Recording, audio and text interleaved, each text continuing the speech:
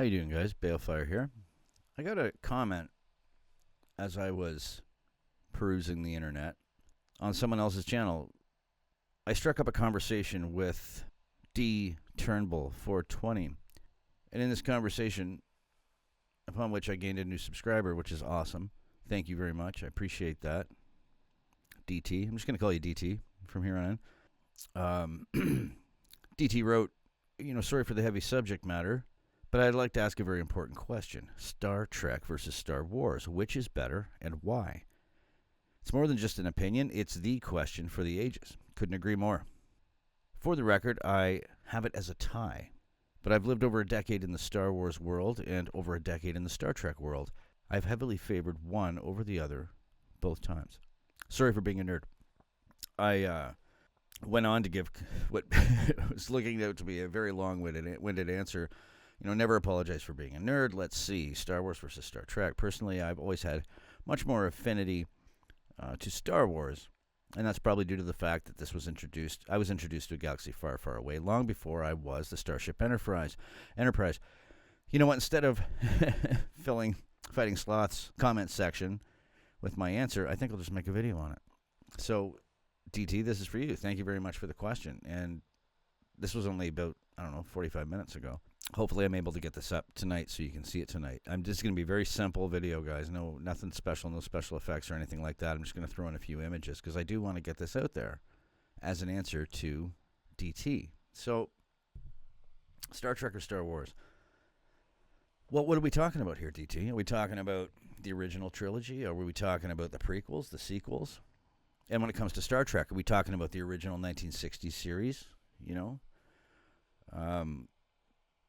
with, the classics with Shatner and Leonard Nimoy? Or, like I said, the Star Wars, like the original Star Wars trilogy? Or are we talking about, the Star Wars prequels? Or are we talking about, Star Trek The Next Generation?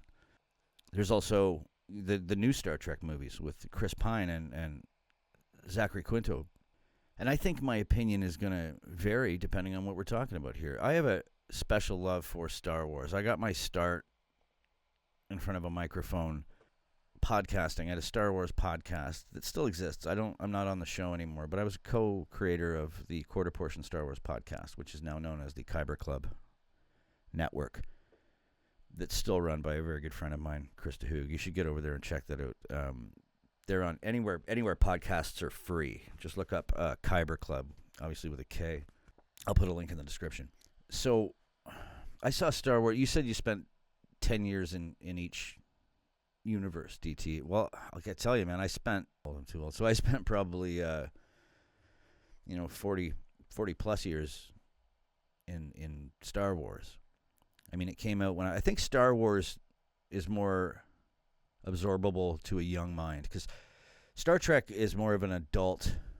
The stories have more, I wouldn't say more important, but certainly more earthbound themes of human interaction and human relationships, whereas Star Wars is science fantasy as opposed to science fiction, and I think it's more relatable to a young mind than Star Trek. Now, as I got older and I got into, I started watching bits of Star Trek The Next Generation, that got me a little more, because you got like Patrick Stewart, for instance, who actually I first saw in the movie Excalibur, which is one of the best, if not the best, Arthurian film ever made.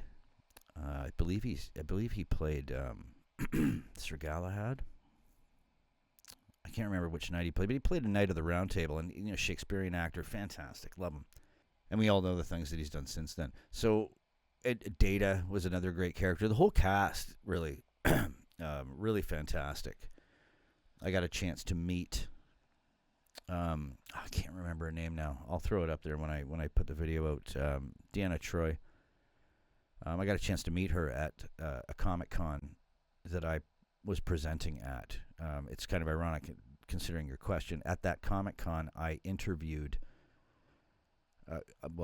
my podcasting partner and I interviewed Daniel Logan, who played the young Boba Fett in Attack of the Clones. We interviewed him on stage at London Comic-Con. it was a real pleasure to meet her and speak with her. Very, very nice woman, and very gracious with her time for her fans.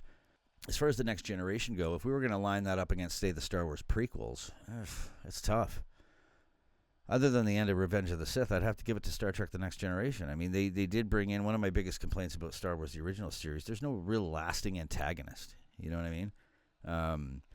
Whereas in The Next Generation, there's Q, which is really cool. I thought the concept of that, kind of a timeless being. I'm not going to get into too much in depth of the character.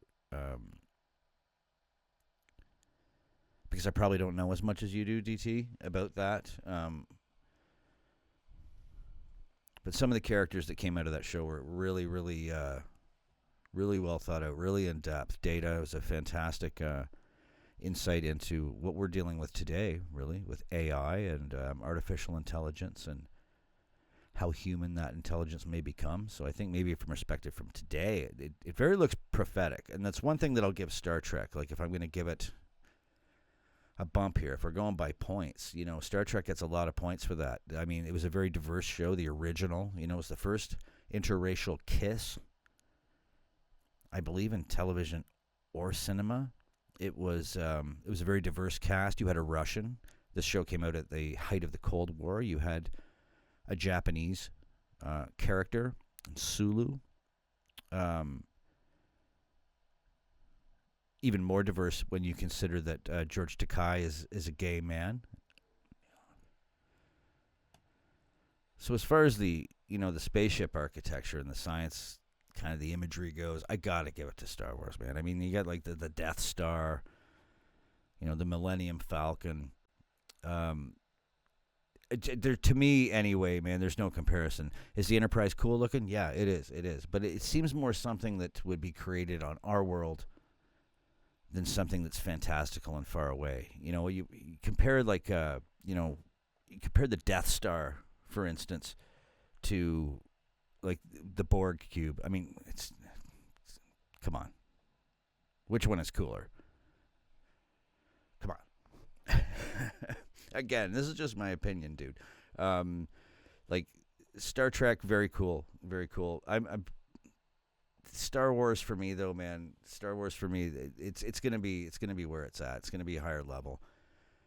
As far as the way that those stories and movies progressed, certainly with the sequel trilogy in Star Wars, I would put the newer generation of Star Wars films with Chris Pine and Zachary Quinto. I would put those ahead of the Star Wars sequels. Absolutely. So if we're talking about the sequels, modern day, I'll give it to Star Trek. I really will. When it comes to the old school, the originals, you got to give it to Star Wars. That's just my opinion. So anyway, DT, I'm not sure if that answers your question or not. I think, I would probably give the edge to Star Wars for me because, again, I saw it when I was 6 years old at the drive-in. And it was The Empire Strikes Back that I saw. That was the first Star Wars movie, and I saw it as a little kid at the movies. I mean, I was there for the reveal. I saw, "No, I am your father," which is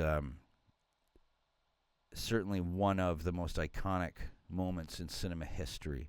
And why I would put Star Wars, give Star Wars the edge is I think there's more iconic, memorable moments when it comes to Star Wars than there are from Star Trek. And I also think that Star Wars was more, was definitely more technologically innovative. Like it literally set the standard for special effects in film. As far as the story goes, Star Wars is more of an Arthurian. Star Wars, you've got knights, you have wizards, you have magic.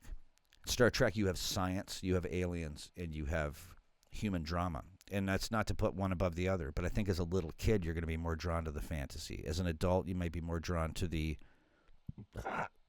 more human stories. So, had I been born in the same generation as you, DT, I might look at this completely differently. So from my generation, I'm going to put Star Wars. I'm going to say Star Wars is better, and those are my reasons. But having said that, I have gained such an appreciation for Star Trek, over the years that, it's not by a long shot.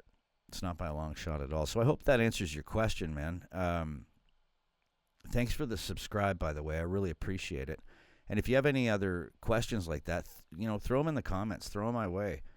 Or drop me an email, thebalefirepodcast@gmail.com. Drop me an email and, let me know if you think that there's something that I could make a video on. I wanted to put this one out quick because I wanted to answer your question. So, yeah, man. Anybody else watching, if you like this, like and subscribe, please. I'm trying to grow the channel. I've gained a lot of subscribers in the last short while. I had a video that I did on the Wheel of Time sneak peek that got me like 26 subscribers and 1,400 views. So I'd like to keep that momentum going. I want to get up to 500 views so I can start doing some live streams, some real good live streams.